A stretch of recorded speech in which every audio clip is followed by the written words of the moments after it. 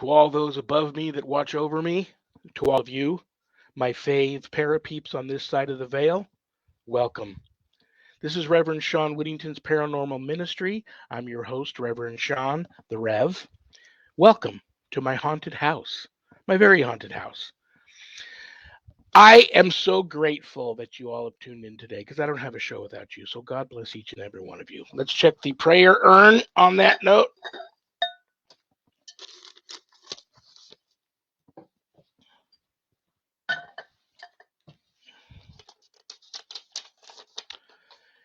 Peter P. from Kansas.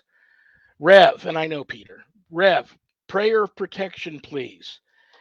Peter just moved into a new house with his family there in Kansas, and we suspect he is on Indian land, former Indian land. God bless the indigenous. But he's having a lot of issues there. So he wants me to offer up a prayer of protection. And I made a note here to let him know to do an offering too.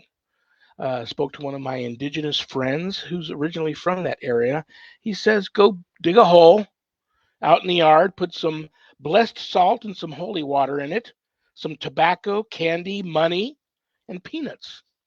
And pray to the elementals along with introducing yourself to the indigenous spirits that may be there and ask for their acceptance and that you're there with all respect. And that's a good thing. So let me offer up a prayer of protection for Peter and his family. I know he's going to crank the volume up so my words echo through his home. In the name of the Father, and of the Son, and of the Holy Spirit. Amen.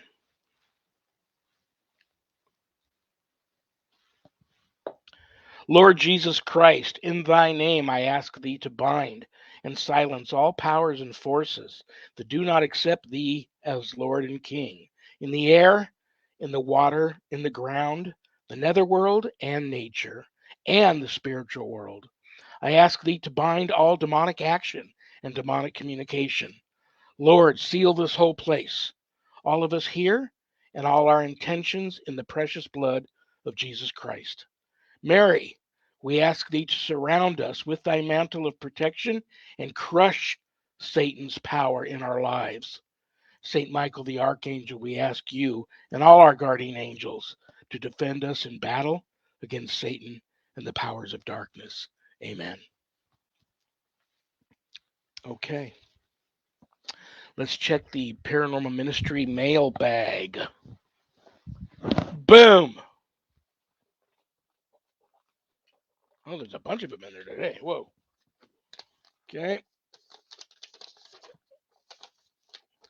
Pamela S. from Maryland. Rev, who are all the people you say goodnight to at the end of your show? Okay. Let me go through the list here. I got them right here.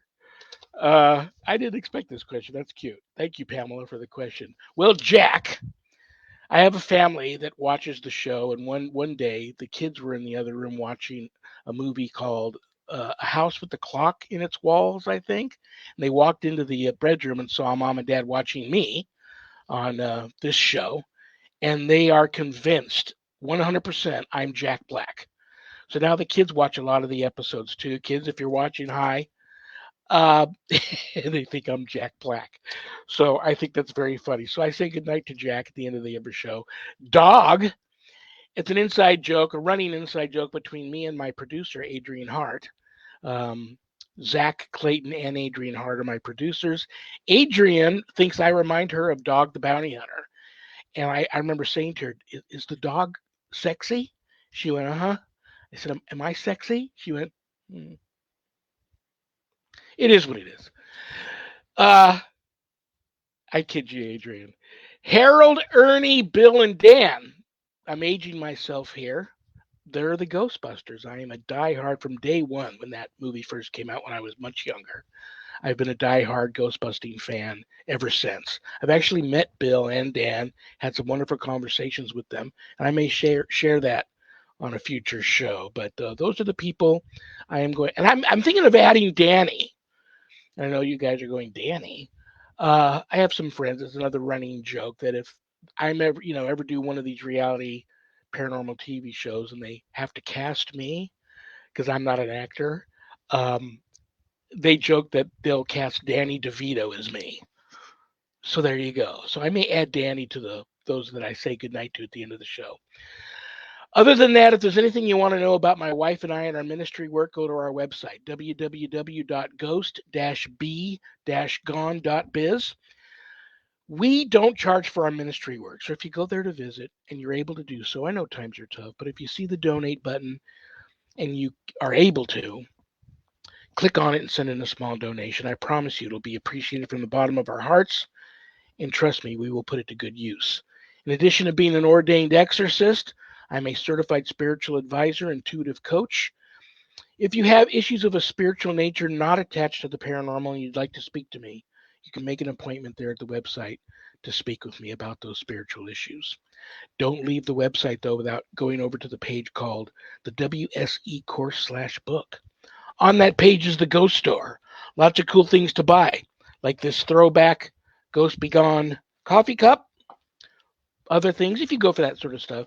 But scroll down to the bottom, you'll see my new haunted autobiography, God, Ghosts, and the Paranormal Ministry.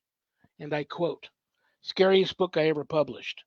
That was Annette Munich, owner of Stellium Books and my publisher. But don't let that scare you off of purchasing a copy. It's a much different type of feel good story. A lot of good versus evil where good wins. But the best part is if you haven't done your good deed for the day yet, part of the proceeds of every purchase of every copy of my book goes to support stjude.org, St. Jude's Children's Research Hospital, Nevada, and the ASPCA. So you get to do something good. You can get the book a little less expensive at Amazon, but if you get it off the website, I autograph it and I send it in a beautiful house blessing kit. Scroll a little further down and you'll see the Worldwide Society of Exorcists, which I'm a founding member. I offer a college level online course, Introduction to Spiritual Warfare, through the WSE. And this is the course for all of you true warriors for Christ who feel a longing and a calling to want to have more knowledge when it comes to drawing your line in the sand, making a stand, circling the wagons, and putting up a good fight against, God forbid, true evil if it ever comes calling. That's the course for you. All of my students that graduate get a stunning diploma, certificate of completion, suited for framing, along with some other very special blessed gifts that you can only get from yours truly, the Rev. You can enroll in the course there at the website, but if you want to know more about it before making that type of commitment, there is a Worldwide Society of Exorcists Facebook page. You can go there, read more about the course, or call me. You can talk to me about the course. I'm easy to find, easy to get a hold of. But most importantly, please keep all of my former, current, and future students in your prayers. Thank you very much. Okay.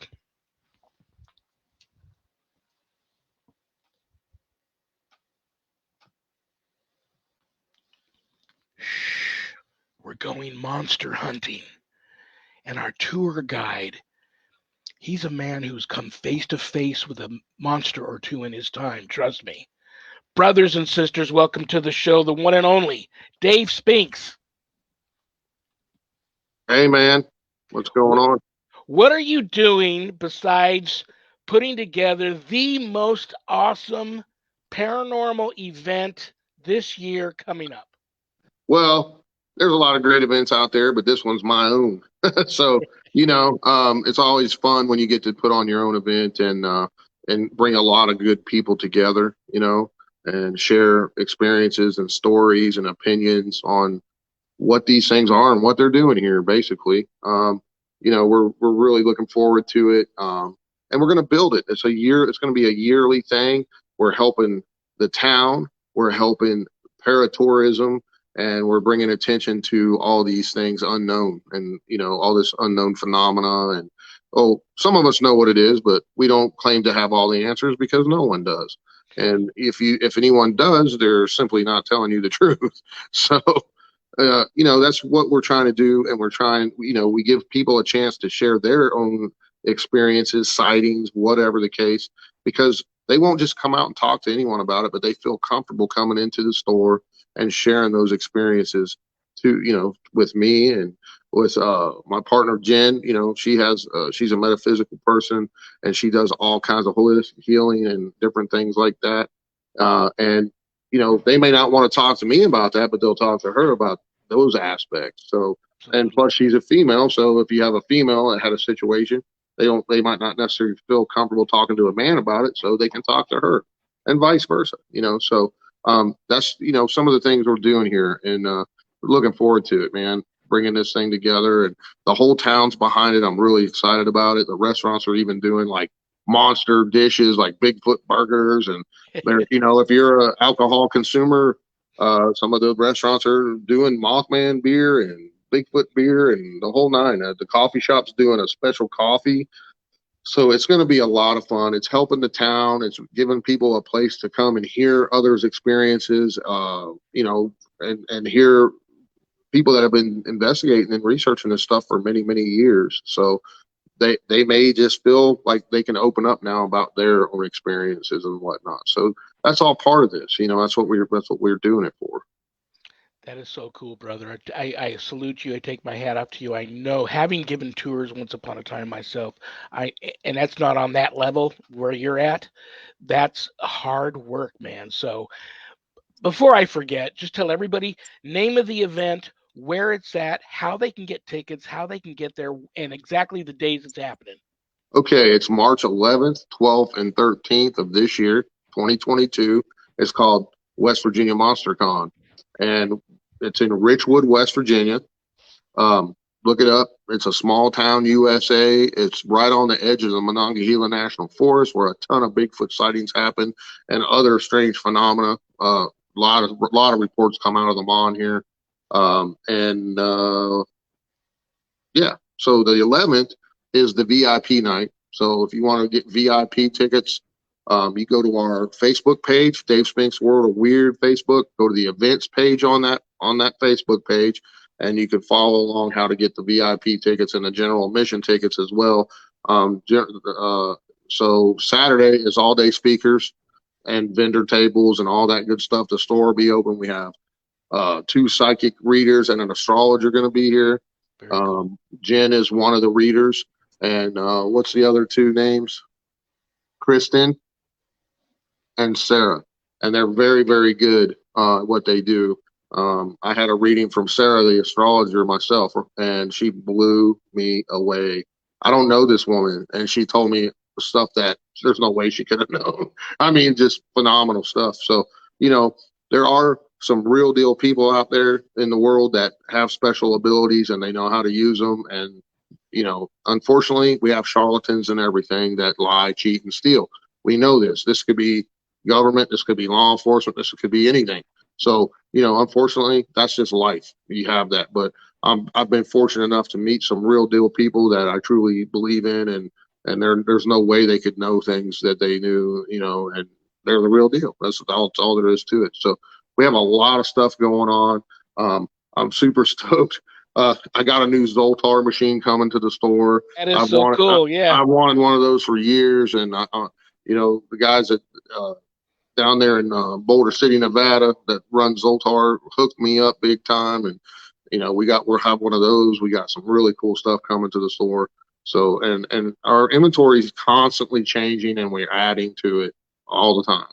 So we have it's kind of like your one-stop shop. If you want to read books about the paranormal, all aspects, I've got all that. If you want to get merch, T-shirts, the whole nine, and we've got anything you need for paranormal cleansing, sage, crystals, the whole nine, whatever your forte is. I've got blessed Catholic crucifixes in here from various priests around the country, and other stuff. We've got holy oil, holy water. If you're an investigator, and you're in the area, and you forgot something at home, or you run out of something, come on by. We can hook you up with whatever you need. We've got sweetgrass, we've got Native American blessings, we've got it all. So come on in and check it out. Awesome. That is so awesome. And if I'm not mistaken, Jenny's store is adjacent to yours. You guys are side by side, correct? Well, yeah, her healing center, like we're hooked together. It's one giant store, but it's got a walkthrough. So we've got like all of her crystals and sage and everything in here, in my side and her side, and then her holistic healing center is right attached to the store as well. So we're gonna have tons of stuff going on all the Let me time ask here. you a quick question, and let Jenny know that I plan to get her on here one of these days, real soon, and talk to her too. But does she also, in addition to what you already mentioned, does her or anybody that she has under her employment perform during the MonsterCon, like chakra alignment and things of that Yes, nature? yes. All that is being done here and at her other center up in PA, which is in right now. She's moving it to a new location, so that's in transition. But we have it all here too. So we've got a lot of cool stuff going on. Um, you name it, she does it when it comes to that stuff. So she clears people, blesses people. She's also a minister as well. I mean, so she marries people, and she's also a therapist. So Funny that you bring that up. I've had a vision. Now, my visions are hit and miss, so take it for what it's worth. But I have this vision, and I've already talked to my wife about this because we said, we if we're gonna go to the event, we should really. I know your event's going to be a big hit, and you're probably going to have it again next year. That oh yeah, her and I every should year, probably try and get there instead of just sending you a shipment of my books. Her and I should come there. And if I do yeah. come, this is the vision I had. I'm standing in the shop. There's a bunch of people in there, and it goes something like this. Squatchy Dave, do you take Serenity Jenny to be your lawfully wedded paranormal partner in crime? Serenity Cool. Jenny, do you take Squatchy Dave to be your paranormal, newly wed, freshly wedded paranormal partner in crime? Right. Yeah. Now, the only thing is, I have to say ahead of time here is this part I don't get involved with because it could get dicey, and I know you guys have the two businesses. Is there such a thing as a paranormal prenup nowadays, or no? I'm sure there is. I mean, there you can make a prenup for anything, but yeah, I mean, we're already there. I mean, we're pretty tight, and we're partners in all this, and we investigate together too as well. So we cleanse homes. We've had some pretty crazy cases, as I gave you little bits and pieces of those, with suicides and kids and all kind of stuff that we feel that we're probably influenced by negative entities of some sort. So, that's just some of what we do. It's not just what you see, you have your public persona, and then there's what we really do behind closed doors to help people, so there's a lot more to it than people even know about that what we do. She's done it before I met her. I've done it before I met her. When we met each other, now we're doing it together. So it just enhanced everything we've both done over our years of doing this stuff. Because she brings a whole nother aspect than what I do, and I bring a whole nother aspect to what she does. So, and we can kind of work together and separately at the same time. Like I'll give you an example. So this one case we were working, I said, why don't we do it like this? I said, I go in first with my equipment, do what I do in this location. I don't know anything really other than what occurred there. I don't know what room, what happened in what room, and where everything transpired, so to speak. So I went in, did my thing, went. I was drawn right to the room where it happened. I didn't even know what, beforehand what happened. Gathered some pretty startling EVPs and ghost box responses. Came back, didn't talk to her. She was out in the car. I said, okay, I'm done. Now she went in by herself, did what she does, read the place and everything. And then we came back and matched it all up, and it matched up perfectly, and it was mind blowing. And then we had a cameraman filming us the whole time just so we could document if we could match up the way I do stuff and the way she does stuff to give it more validation. And then we brought the mother in and was able to make contact with her deceased son, and it was a tearjerker, let me tell you. Wow. And that woman was so brave to be able to go into that situation where her son had taken his own life. Um, and there's a whole bunch more to this story, but basically it just gave us much more validation, and we were able to document it. So that's what that's what we do together now, situations like that. So it's very I don't know, it's just very emotional, when it's something Yeah. like that, when there's a kid involved, and something like that happens. But it just validates what we both do, to everybody. And then when we can come together and validate it together, it's just mind blowing. And it's just, it's phenomenal that because you have people that are on two sides of the fence, really, in the way they do things, but in the end, they validate each other through each other and get the same results. So it's very, very awesome what we're doing with all that. I'm so happy for both of you guys. You guys make a great couple and a great uh, relationship as far as the paranormal stuff goes. Yeah, I wish you both. You're both on the prayer list. I wish you both I many years appreciate it. of success. It's going to be great. I am going to add. I have a couple of things that couple of cases that have recently popped up, and it's odd because both times that they did, I thought of you. So if you don't have to have an answer to these two things I'm going to talk to you about, but uh, I would like your professional opinion and feeling on it. But before I go there, just so everybody knows, you've seen Bigfoot. I believe in Bigfoot. What is going on? Any theories as to what's going on with West Virginia where you're at? Because now it's off the charts with everything. I've talked to people that have seen UFOs, Mhm. aliens. You and I in the green room before the show started, we joked around about boots on the ground. They've seen aliens on the ground. Um, Hauntings off the charts. Everything's haunted out there. Lots of Bigfoot sightings, big red eye sightings, Mhm. dogman sightings, numerous other types of cryptids. What is going on with West Virginia, brother? Well, there's a lot of things going on with West Virginia, and it's not just now. It's been going on for centuries. First off, these mountains, the Appalachian Mountains, are some of the oldest mountains in the world. At one time, they were as high as the Himalayas, is what mainstream scientists say. Um, Also, it was connected. We this area was connected with Scotland and Ireland and stuff way back when, before the continents separated. They mainstream science has proven that. So we also have a lot of quartz crystal in the ground here. There's fault lines here, but there's also a huge Native American presence here from several different tribes: the Cherokee, the Susquehanna, and many more. There's a lot very tribal ancestral areas here. There are bodies, and dug up all around West Virginia. Also, giant skeletons dug up in West Virginia. Some with double rows of teeth. So this stuff dates back for thousands of years here. So then you move into more modern times, and all the folks came over from Europe, and bringing their traditions, and the Irish came here for working in the coal mines, the Italians, the Germans. So you have all these folks moving in, bringing in their folklore and their stories and their attachments and everything they've got, and being settled here for generations. Many mixed with Native Americans, as well. So you have a whole bunch of stuff that's going on here.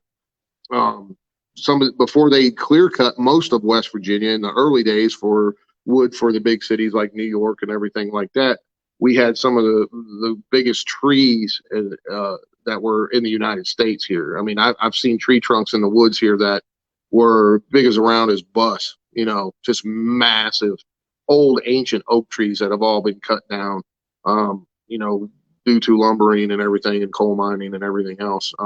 So if you take a look at that just for one instance, that's going to upset any elemental spirits and Yeah. any native spirits and everything else. The land that has been disturbed, excuse me, has been disturbed, and they don't like that at all. And then there's all kinds of theories out there about fault lines and the energy that is expelled from those. Then you talk about the quartz crystal with modern or alien tech. They use we use crystals in our cell phones. There's crystals in all kinds of radios and televisions and everything else. It's all based off of energy. So if you combine all these different things, West Virginia is a hot spot. It's a definite hot spot.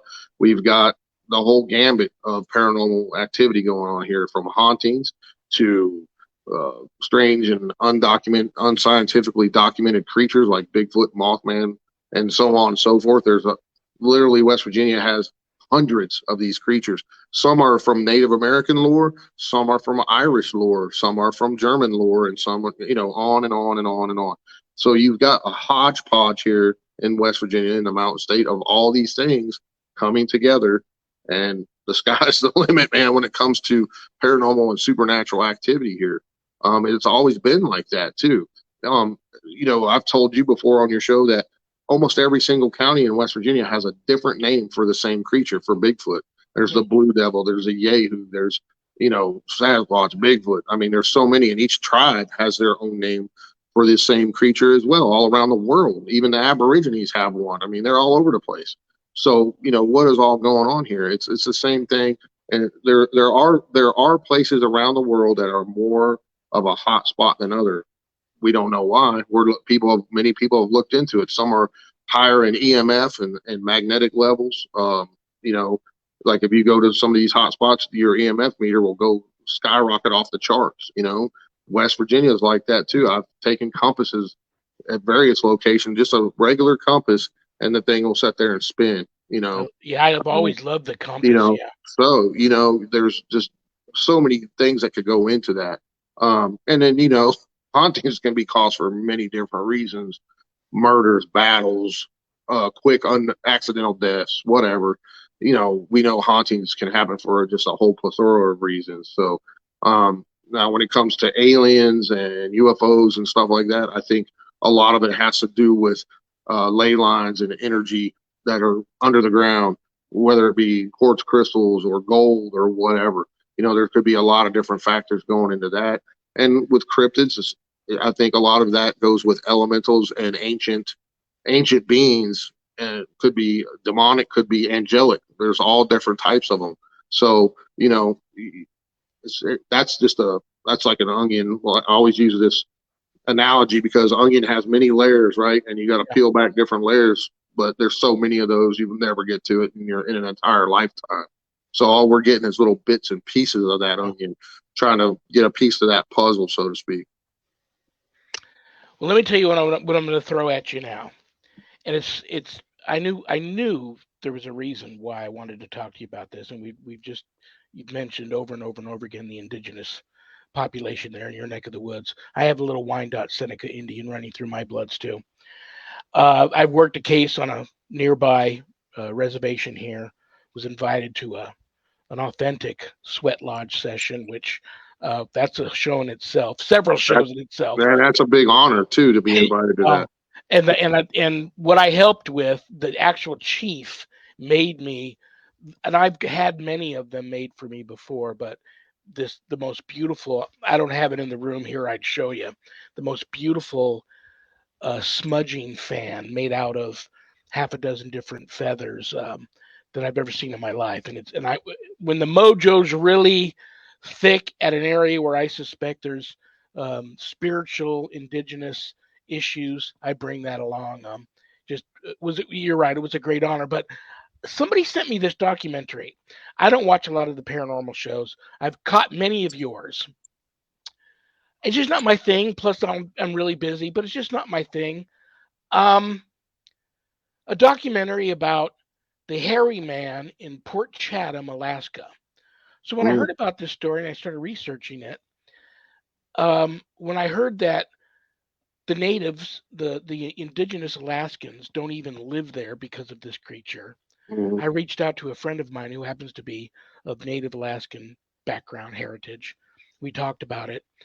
Um, I don't know if you're familiar with the story, but they've got this creature there they call the hairy man.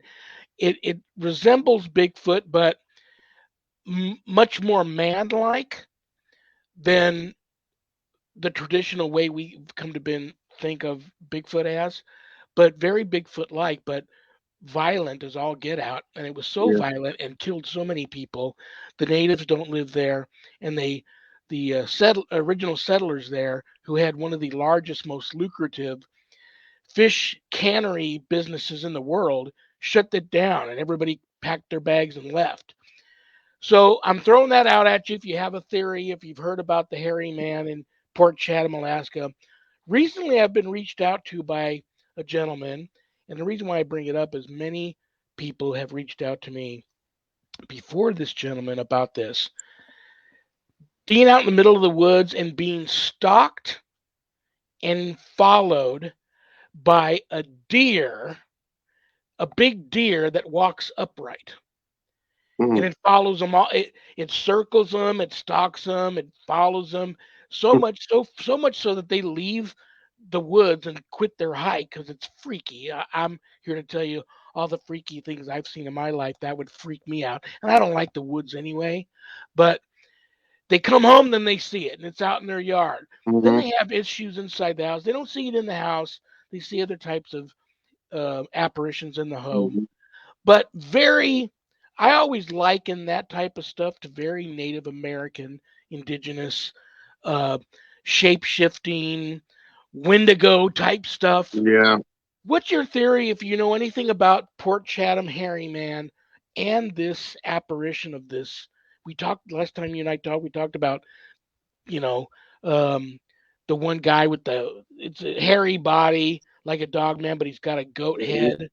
Um, the potlick creature. What's your theory on either one or both of those? Well, when it comes to Bigfoot type creatures, okay, my theory and my opinion is that they're like people. All right, there's many different types of people. There's red ones, black ones, yellow ones, white ones, whatever. I think that some are can be very territorial and violent at sometimes because there are stories from credible people out there that have been stalked by these things. You know, there's the whole Ape Canyon incident. The Paiutes talk.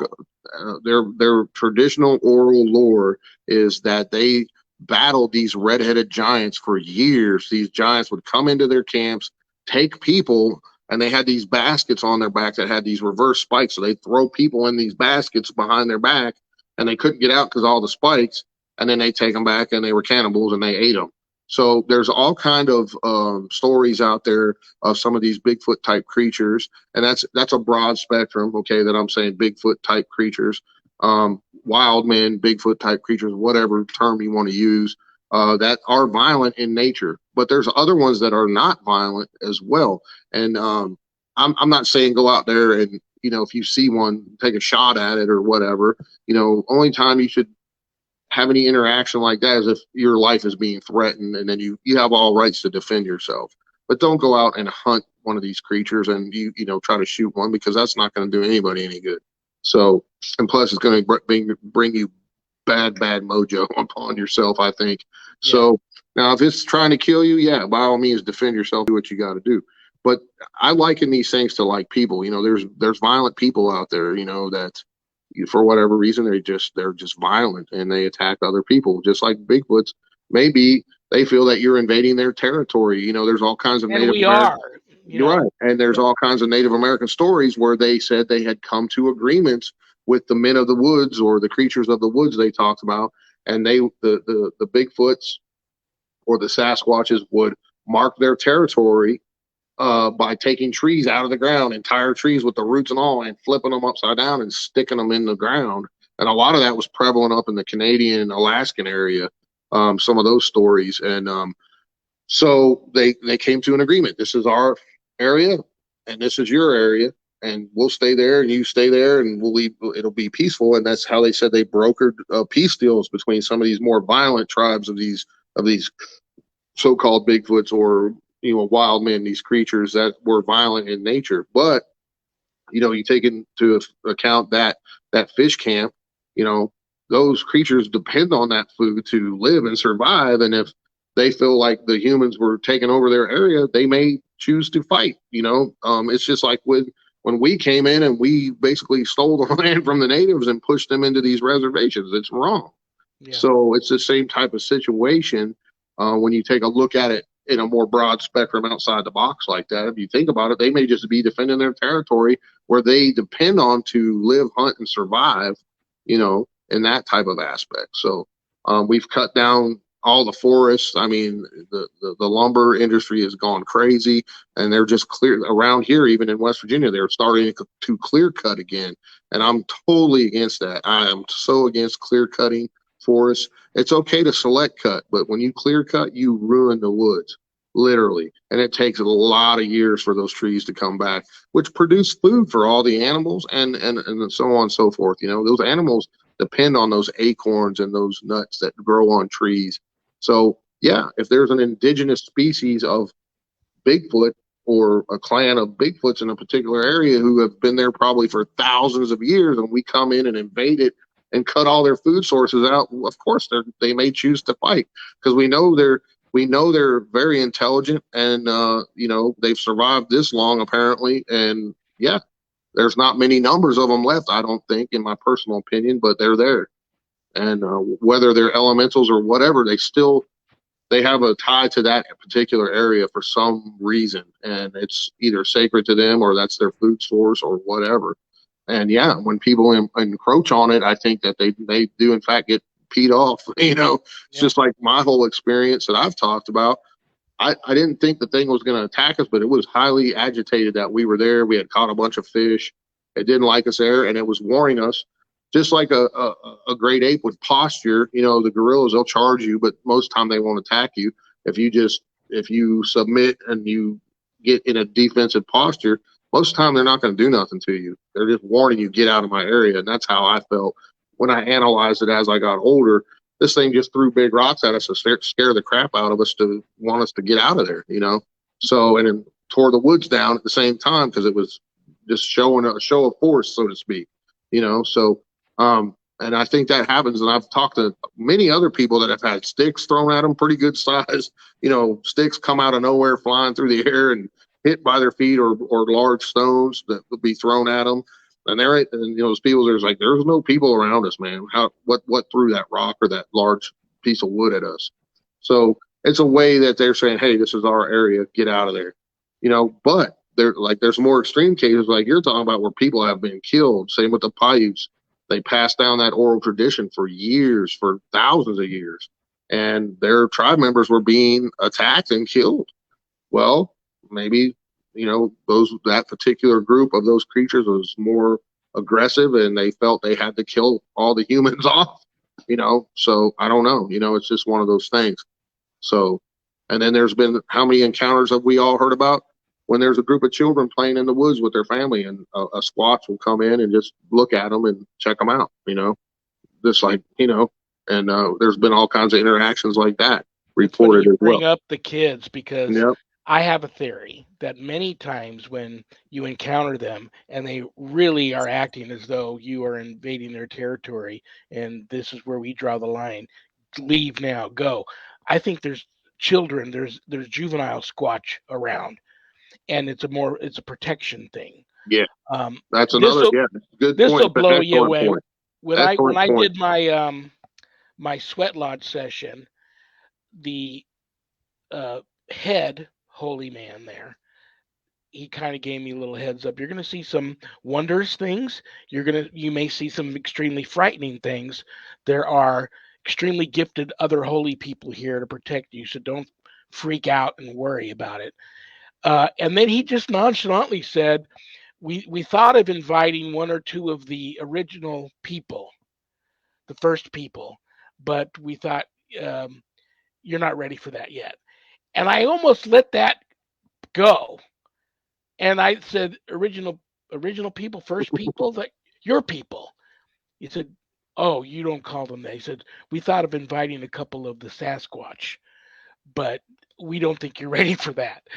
And you know what? We never said another word about it, but the look on his face, you know, I'm telling you, he seemed serious. And I've always thought about that since that day.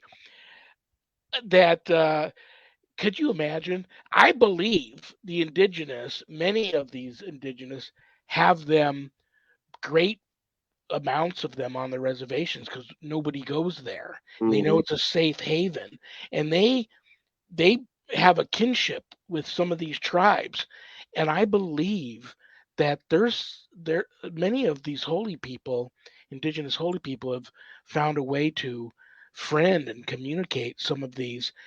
And could you imagine being in a sweat lodge session with a Sasquatch? Oh, I it'd know be that awesome. sounds crazy. I know that sounds crazy, man, and I Yeah. could be crazy. But I thought he was serious when he said that. I'm And pretty sure they usually don't joke about matters like that. At least off of my experience, but you never know. They might have been trying, it's, I guess you just have to go back and try it again and see if they let you do it. But I'd love to do something like that. That Do you would be believe great. it's possible that they could be that Well, sure. Why in not? communication? And yeah, Why not? Yeah. yeah, we need to somehow find a way, and I'm just saying we because we're part of that race, but our ancestors have done them so wrong. I don't blame for them for being so tight-lipped and secretive and close to the vest with so many spiritual things that they know that they don't share with us. That I do believe that we could probably learn a lot about that. About the Sasquatch, if they opened up some of these reservations opened up more about that. But Well, they don't yeah, want the government. The problem is they don't want the government coming in and taking over. Which there's been many accounts reported that even when Mount St. Helens blew up, yeah, that you told me about yeah, that. and I had then never heard that. so I had another feller come in the other day and tell me a whole bunch of stories, and he goes, "You remember when Mount St. Helens blew up, and all there was a piece of video clip out there, and I remember seeing this, and they were escorting these very big men out of the woods, and they were around the edge of the blast radius from Mount St. Helens. And he said, if you pay close attention to that, you can't find it now because they took it down right away, even during when it happened. They had dressed up Bigfoots in long trench coats and hats and were escorting them out of there because some were very badly injured and others, and the rest of them. And I said, I never saw that, but I heard other people talking about that they saw this clip of news footage and the military was escorting these creatures out and they had them dressed up so people wouldn't see them. And I was like, man, that's crazy if that's true. Weren't you the one that also told me about the dead bodies in the Yeah, nets or being yeah, and hung? then yeah, I've talked to a couple guys that were eyewitnesses to that, and people that saw it on the news, and that probably part of that same clip that he's talking about, where they were carrying what only people described as Bigfoot bodies in giant nets under the helicopters, and they were taking them out of there after the Mount St. Helens blew up. So I didn't see it personally, but when you hear from, I mean, we're talking from forest people and people that work in the forest industry and military and things like that. You have to kind of take it everything with a grain of salt you hear, but these are credible people that have no reason to make up a story like that. So their reputation and everything else is on the line, and I'm sure they took a lot of ridicule for sharing those experiences and stories that they felt so compelled to share in the public eye because it was very compelling to them that, oh my God, these things are real. So you have to take everything with a grain of salt always, of course, but also realize who's telling you the story or their experience and why are they telling you that, and what do they have to gain or lose by telling this story. Do they have more to lose by sharing it? These guys did for sure. I mean, I'm talking military members and U.S. forestry personnel and everything else. They're putting everything on the line because they feel so compelled to share that experience with the rest of the world and say, hey, this is what I saw, and take it or leave it. Yeah. But so you have to pay attention to those types of things. Um, you know, just like with the whole alien issue, you've got astronauts going on record. These are the best of the best, sharing their experiences, what they saw when they went to the moon, what they saw when they were in orbit, when they were first testing to go to the moon. These guys know what they saw was not from this earth. So and they felt compelled enough to share that with the world. So they have everything Now to. you have even the Vatican has schooled Yep. many of their priests on how to uh, talk to life forms from other Hmm. worlds if when they arrive. When Yeah, and they've or they've actually created their own agenda for preaching the word of God to the aliens. So, and they had talking to the astronauts too about how mhm, to yeah. yeah. So, and then we all know what just came out recently all over the news. Government admits that there's things in the sky they don't know what it is. So for them, we've been being drip fed this information for years through movies and everything else. For full disclosure, well, it's starting to happen. But the only thing I worry about is they're gonna pitch a negative alien agenda. I think the same thing with aliens as I do Bigfoot. They're like people. There's bad ones and there's good ones. And I think hopefully the governments of the world are not trying to pitch a all negative alien agenda. to create a one world government and for us to fight them, because they're Yeah. not all bad. No Well, matter what not we what would anybody lose. says, they're not all bad. There's a lot of good ones out there, and they're Only probably at that would war be with evil aliens themselves. yeah, yeah. So take I have everything with a another grain of salt. theory, and I have another crazy theory that some of these what we think are spacecraft are alive creatures too, but that's Yes. a whole nother story. West Virginia, I have to tell you this. I didn't plan on talking to you about this, but I'm feeling the feel. I know you have the Appalachians. You mentioned the Appalachians, and just on a side note, there's a book out called Grandma Gatewood. It's a true story about the oldest woman to ever hike the Appalachian Trail. That was my wife's grandmother. Oh wow, that's Um, awesome. but I know the cave system there in West Virginia, and I've talked to many professional splunkers that go down in these caves and Hmm. explore them, who have told me some pretty wild stories, like other worlds. I am claustrophobic. I couldn't see myself splunking. Have you ever thought about splunking? With all No, the no, you don't like that? I've gone in caves, but I have to be able to stand up and walk around. I'm not crawling Yeah, on my belly, squeezing through some yeah, little tiny hole. I know, Because but I that's used it when I was a crazy. kid, that stuff didn't bother me. But now, like when I have to go to the VA for MRIs, I freak out. I can't do it anymore. I don't know why, Oh, but I just don't like being where I can't move, man. So yeah, I don't like that. But yeah, that we have a vast cave system here that connects all the way into Virginia, into those cave systems. There's also a lot of people don't know this. There's a prehistoric lake under West Virginia. I did Um, not know that. yeah, and uh, so yeah, there's a lot of cave systems here, especially in the southeastern part of the state. And it all connects into the Monongahela, like I told you. So, it's a great place for these creatures to hide and live in. They get cover. They can stay warmer underground than they can outside in the winter if they so choose. I feel Bigfoots are kind of nomadic myself, but sure, there's probably some that stay in particular places all year round because they have the food and the water and the shelter they need. So yeah, so it's just the state's awesome when it comes to all this stuff. We have it all here, and that's like I said, I feel that's one of my jobs to really push West Virginia into the forefront of a lot of this stuff because you know not only are they had the first International UFO Congress here right in Charleston, West Virginia. In the '60s, West Virginia was considered the UFO capital of the world, and we do not at all get the Bigfoot slash Sasquatch attention we deserve here because there's this literally thousands of reports coming from out of here for many years, going back to even before it was West Virginia, into when it was all Virginia before the Civil War, and going back into this country's earliest, parts of this country's history. And then if you take all the Native American tribes for tens of thousands of years that have drawn these creatures on rock art, cave art and rock drawings, they've been here forever. So they're not just everybody concentrates on the Pacific Northwest, but this is the Pacific Northwest of the East Coast right here. I'm telling you. Yeah, yeah. And we've got a ton of stuff here. We're a small state, but we're a very, very rural state. There's not that many people in this state, and most of them are concentrated in certain, city areas like Charleston, Morgantown, and Beckley. Other than that, it's sparsely populated. It's very rugged. The whole state is mountains. That's why they call it the mountain state. There's hardly any flat land on this entire state, let me tell you.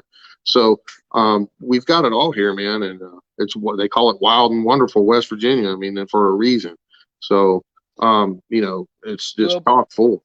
before we run out of time, once again, tell everybody, give them the website, give them all you got some wonderful Facebook pages out there. And after you go through that whole list, So I got recommend to the first time Dave Spinks reader which of your many books you would like them to start out with and where they can get it. Well, what started me in all this is I had my Bigfoot encounter with my grandfather when I was 13, right down the road from my store on what is known as the Gauley River. It's kind of a hot spot. There's a lot of sightings right around this area from many walks of life, law enforcement officers, game wardens, school teachers, doctors, lawyers. And I put a lot of those accounts that I've, interviewed these people and a lot of them came to me. because they wanted to get that story and that experience off their chest. So I put it in my book with my experience, and it's called The West Virginia Bigfoot. So it's a great book and if you want to learn about me and what started me in this madness, that's what started it. And, a lot of people have seen the TV show I told the story on, These Woods Are Haunted. But what I'm always honest about is the show added things that didn't happen, and they changed the order in which some things happened, which really made me mad. But little did I know, I was new to the TV world then, that they can do anything they want once you sign that contract. So remember that. If you ever get to share one of your experiences on TV, try to be adamant about you want it to be told the way it really happened. And a lot of times they'll try their best, but they want to make things more scarier and more entertaining, which in my case, I felt you didn't need to make it any more scarier. I mean, it was there. So if you want to read the real story of how it went down and you've seen the show, read my book. You can get it on Amazon or directly from me here at the store. So my Facebook pages are Dave Spinks World of Weird. I have a Dave Spinks author page. I have a regular fan page and several pages, West Virginia Monsters out there. And my website, if you want links to all that stuff, it's www.davespinksparanormalinvestigator.com. It's going across the bottom of the screen right now as we speak. So there's a lot of connections to my store and everything else right on there. You can see all the TV shows I've been on, the movies I've been in, the documentary movies I've been in, on various cryptids and whatnot. And that should be about it, I guess. And come out to West Virginia Monster Con, man. Mine's going to be Danny DeVito. Which actor's going to play you? Is it going to be like Bruce Willis? Well, we had some weird feedback going on there. They're going to have Danny DeVito probably play me if they ever cast me in a movie. But who are they going to cast you? Did we lose you, Dave? I think we lost Dave. Oh no. There we go. Are you back? Yeah. So who are they going to cast you in a movie? Is it going to be Bruce Willis? Yeah, I wish. But yeah, I mean, that's all fun, it's all fun. TV's a bonus. I don't do it for that. But if I get to share my experiences and what I know and how I do things, I'm going to do it, to get the word out there so people can come and see the real Dave Spinks, come and see me at my store, read my books, all that stuff. That's all bonus stuff on TV and movie. I really like doing the good documentary movies because that shows the real thing. There's no Hollywood special effects. There's none of that crap in there. It's just doing what I do. And that's what I love about those. So, it is what it is, man. I'm blessed and happy to be where I'm at in this situation, with the new store and Jen and everything that's going down with us. It's just, it's a life changer what's transpired in the last 2.5 years for me, and I was fortunate enough to get on some stuff. I joked earlier about the whole wedding thing, but that would be pretty awesome if we might as well be married. Doesn't matter. Yeah, if I'm going to be there anyway next year, that would be awesome. Yeah, but I hope you and your wife can make it out. Come hang out with us even after the conference. Be awesome. Before we run out of time, I'm going to get to I'm so bad at this. I'm going to get to at least one fan question for you. Okay. And this is a great one. First, he made me laugh because he said, ask Dave about graboids. About what? Graboids. That's that big worm in the Tremors movies. Oh, yeah, graboid. Graboid. Yeah. So he says to me, he just said that to well, there is this is why he said that. He was just joking, but he said he's in Alabama. He was walking down a path with his dog, and he was so frightened by this that he got back to the truck and threw his dog in there because he thought maybe his dog would get eaten. He tells me coming out of a big trap door and walking across the path was a spider the size of a Volkswagen Bug. Oh, yeah. I've heard stories of that in the Amazon. Same thing. I hate spiders. Yeah, I don't like them. They're nasty. Do you think that's possible? Do you believe that's possible? Well, in my book, anything's possible. And now you've heard the stories about the hollow earth theory where there's a whole nother world under our world and all these things. And there is a creature known as the Mongolian death worm that are those same type of worms that we saw in the movie Tremors. That's all based off of. And if there is another world, and we just talked about these giant cave systems all over the planet, basically, and who's to say what's not under this Earth? We don't. That's another area of the planet that really hasn't been explored. Who's to say what's under the Earth, man? I mean, it's pretty scary. When you think about it. And we know there's giant snakes out there. I mean, there's been actual video and specimens caught of humongous snakes, man. Some eating people, some big enough to swallow an entire alligator or crocodile. We've all seen video clips of that, and some of that is real. So there's so many unexplored aspects of this planet and things. Look at the ocean. I mean, it's hard to tell what's in the ocean, man. So Yeah, that's they always talk about going to space, going to space. I don't know why they don't have more expeditions of the areas of the ocean that we've never been. I yeah, believe that would be a pretty eye-opening experience for any of the explorers that did that. I agree with you 100%. That's where they should be going. yeah, and We it's so can do deep. I space mean, later. Yeah, yeah, the ocean's so deep. There's crevasses and things that are taller than Mount Everest under the ocean. So I mean, think about that. I mean, once we get the technology to be able to go that deep, it's hard to tell what they're going to find down there. And they're finding new species in the ocean daily, man, daily with some of these deep diving submersibles they've come out with in recent years. It wasn't that long ago. This is one of my favorite ones I like to talk about is the giant squid, the kraken, was told by many a sailor over hundreds and hundreds of years. And lo and behold, those Japanese fishermen caught like a 60-footer, a 60-foot squid. That's massive. That's yeah. massive. Got them in the So Sea of Cortez too. yeah, yeah. Yeah. So there's stuff out there, folks, that's downright scary. I mean, really, a squid is a those little squids, those Humboldt squids, are very aggressive. Aggressive. Yeah. They've killed divers, and those are little Yeah. ones. So we're talking five or 4, 5, 6 footers. They rip their mass off. They got some wicked weapons on those tentacles, man. So pretty scary stuff. Well, listen, brother, before we run out of time, I love you and I respect you, and I'm going to get you and Jenny, or at least at the very least, Jenny on here soon. Um, have a wonderful remainder to your Friday evening. Thank you so much for spending an hour with me and my viewers.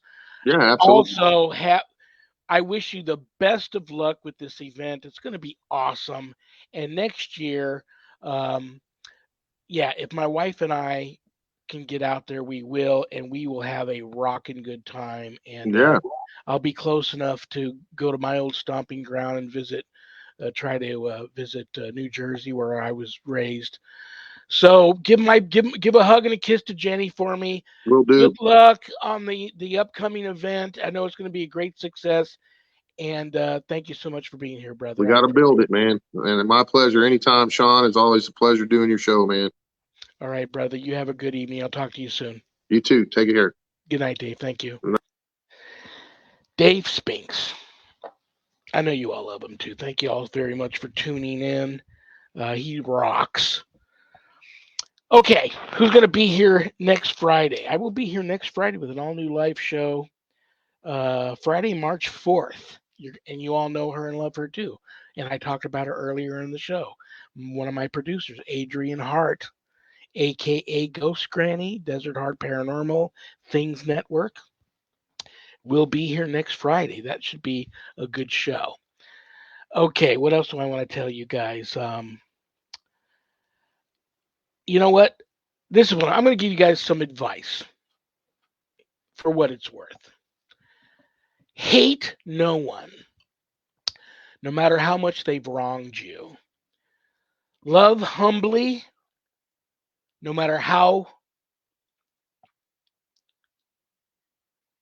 love humbly and live humbly, no matter how little you have or how much you have.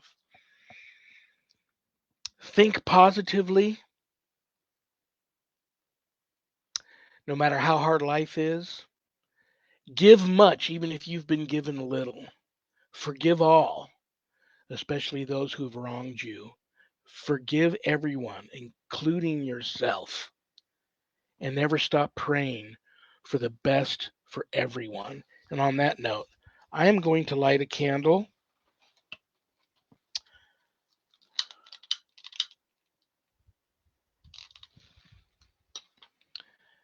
May the Holy Spirit intervene and watch over the people and the country of Ukraine. May God bless them this night and forevermore. And that candle will continue to burn for the people of Ukraine. All right, guys. I love you all. I'll see you all next week. Good night, Danny. Good night, Jack. Good night, Dog.